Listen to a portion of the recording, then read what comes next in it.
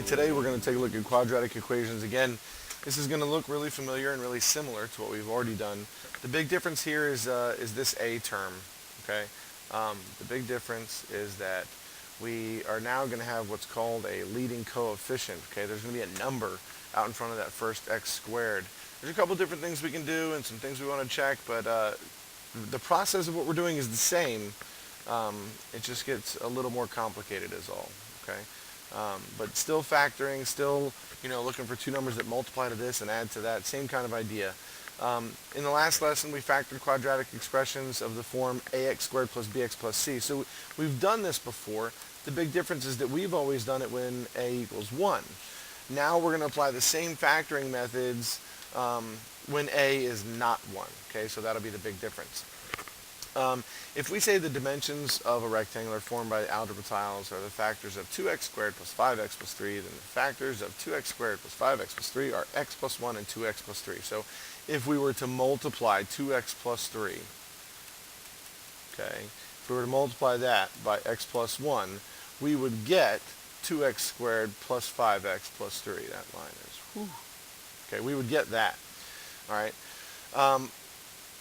So step one is we're going to apply the same pattern of we're looking for these middle two numbers. So we need two numbers that have a product of 6 and a sum of 5. The difference now is that we used to just look for a product of the last term.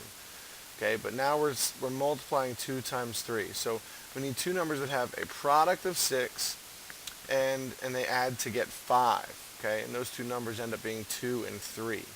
What we're able to do then is we're able to separate this. We're going to change 5x. We're going to change this to be 2x plus 3x. Everybody can agree that those are the same thing. Once we have that, we're going to factor by grouping. Okay? This is why we learn factor by grouping. So we factor a 2x out of here and a 3 out of here. Remember, if we've done it correctly, these two will be the same. And then at the bottom, we're left with our answer. And that's it. Okay? So we can factor these by grouping. The big concept here, the big key that we need you to remember is that we are going to separate this middle term. So here we have negative 13. So we multiply 5 times 6 to get 30. All right? So we're looking for two numbers that multiply to 30 and add to negative 13, and those two numbers are negative 10 and negative 3. We separate, we factor by grouping, and we get our answer. Okay, so let's take a look at an example. Here we have 7x squared plus 29x plus 4. So we multiply 7 by 4 to get 28. Okay, then two numbers that multiply to get 28 and add to get 29. That's pretty easy. It's 1 and 28. Then we separate this middle term into two terms. All right, separate the middle term into two terms, and then we're going to factor by grouping to get our answer. Same thing down here at the bottom. The only difference is that step one, anytime the directions say to factor, we should always look for a GCF first. So in this case, all three of these terms are divisible by 3. So we can factor a 3 out at the very beginning, and then it ends up being an easier problem because now there's no leading coefficient, and it's just x plus 3 times x plus 2. Okay. Let's take a look at these two examples. So here, 5, 13, and 6, no common factor. I multiply 5 times 6 and I get 30. So two numbers that multiply to give me positive 30 and add to give me positive 13. And I'm going to rewrite this as 5x squared plus 10x plus 3x plus 6. Okay, all I've done is I've changed the way that it looks. I haven't changed the problem. I've just changed its appearance so that I can then factor by grouping. 5x is the greatest common factor there, and I'm left with x plus 2. And positive 3 is the greatest common factor here, and I'm left with x plus 2. I know that I've done it right because that and that are the same. Forgot my parentheses there. So then I have 5x plus 3 and x plus 2.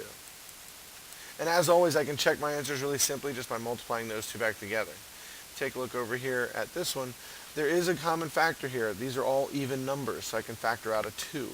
So now this is 2 times 3x squared plus 11x minus 4. Okay?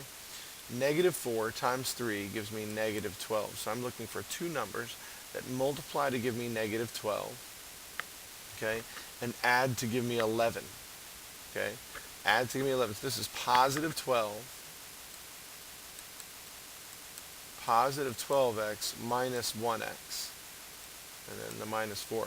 Again, just check that. Positive 12 times negative 1 is negative 12, and positive 12 plus negative 1 is 11. All right. Then I'm going to factor by grouping again. So we have 2, and then out of that, I'm going to use brackets here. I'm going to factor the 3x out, and I have x plus 4. And now these are both negatives, and that's positive, so I'm going to factor out a negative 1, and that's x plus 4. And so I now have, for my answer, remember, look, repeat, so I know I've done it right, 2 times 3x minus 1 times x plus 4. Okay? It can be complicated, but it doesn't have to be.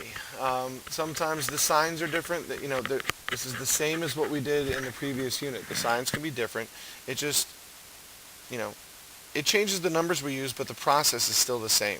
Okay? We're looking for two numbers that multiply to 60 but add to negative 17, so I know they're both going to be negative. Now, some of you might be asking, do we have to go through all that? No, you don't. Okay? If you don't, and guys, again, the process down here is the same. Factor by grouping. Sorry, I kind of glossed over that. Factor by grouping, then split it up. But the process is the same. The signs are just different. If you don't need to do all that to get to the answer, if you don't need to do this factoring by grouping part because you're comfortable with guess and check, that's fine. If I'm doing this problem, I'm just going to work the problem and guess until I get it right. If this is 2n squared, I know that that's 2n and that's n. If this is 1, well then that has to be a 1 and that has to be a 1. So now all I've got left is one of them is going to be a plus and one of them is going to be a minus, and I just have to figure out which. Okay, I'm going to make this one a minus and this one a plus, and then I'm going to check my answer. I check my answer by doing FOIL. Okay, I can put the problem back together. That's 2n squared, that's negative 2n, that's positive n, and that's negative 1. And then these two middle terms add up to negative n, so the answer is the problem. That's a really quick and easy way to check my work. If you don't like this factoring by grouping, don't do it. Just guess till you get your answer. There's nothing wrong with that. The hard part about it is that it takes a little bit of effort, and that is not always our favorite thing.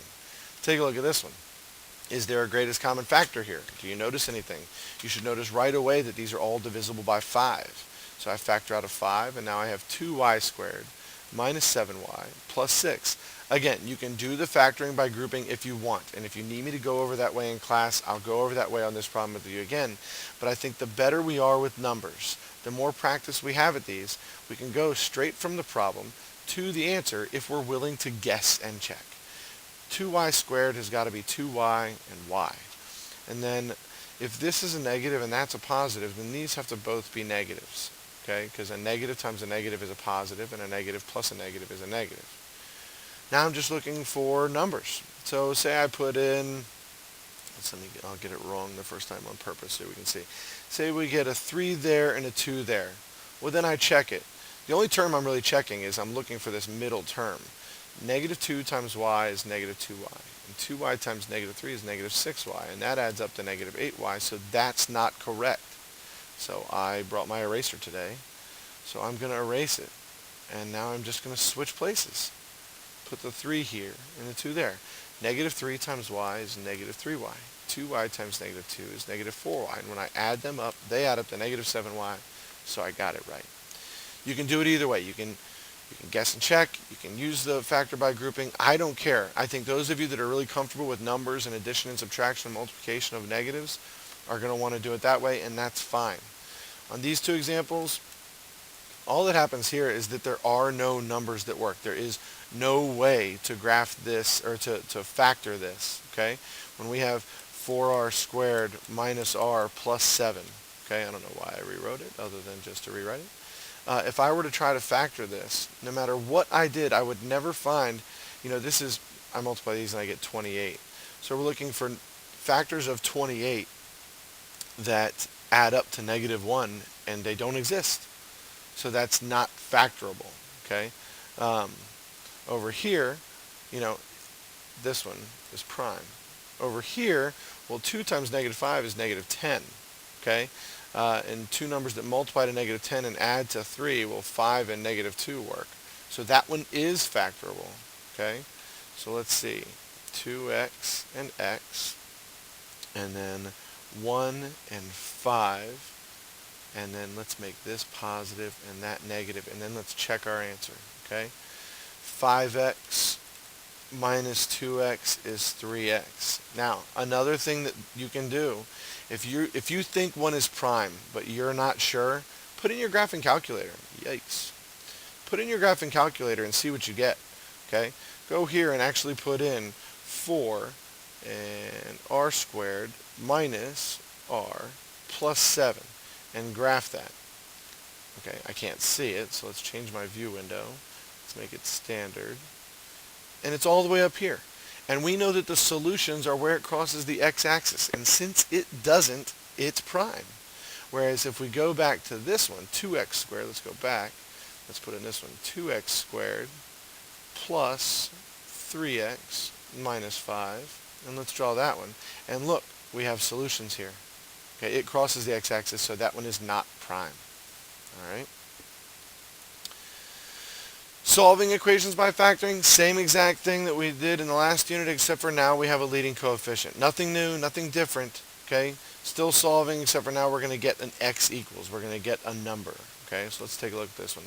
A person throws a ball upward from a 506-foot tall building. The ball's height, h, in feet, after t seconds is given by the equation h equals negative 16 t squared plus 48t plus 506. The ball lands on a balcony that is 218 feet above the ground. How many seconds was it in the air? Okay, so let's plug that 218 in for the height. So we have 218 equals negative 16 t squared plus 48t plus 506. Step 1 when solving any quadratic, solving means I got to get it equal to 0. Okay, so I'm going to take 506 and I'm going to subtract, 506 minus 218, and I get 288. So 0 equals negative 16 t squared plus 48t plus 288. Okay. Now I'm going to factor out this negative 16. Well, first let's check and see. This 288, I'm going back and forth between two different calculators here. What is 288 divided by 16? And it's 18. So now I know that all three of these terms are divisible by 16. So I'm going to factor out that negative. So I have 0 equals negative 16. And then all I'm left with is t squared minus 3t plus, not plus, minus 18. Okay? Now I'm looking for two numbers. And see, I got rid of the leading coefficient. Sometimes we're able to get rid of it and it makes the problem easier. I can say 0 equals negative 16. And I have t. And let's see.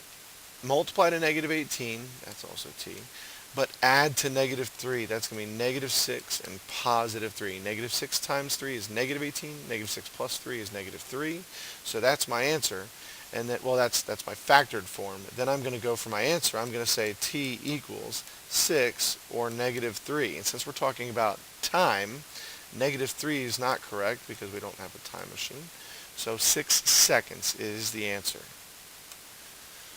That's it for the notes today, guys. It was quick and easy. Should be pretty painless because we've been doing this stuff before. What I would like for you to do is I would like for you to try some practice problems. So I'm going to turn the slide, I'm going to go to the next page. Just pause the video, try those.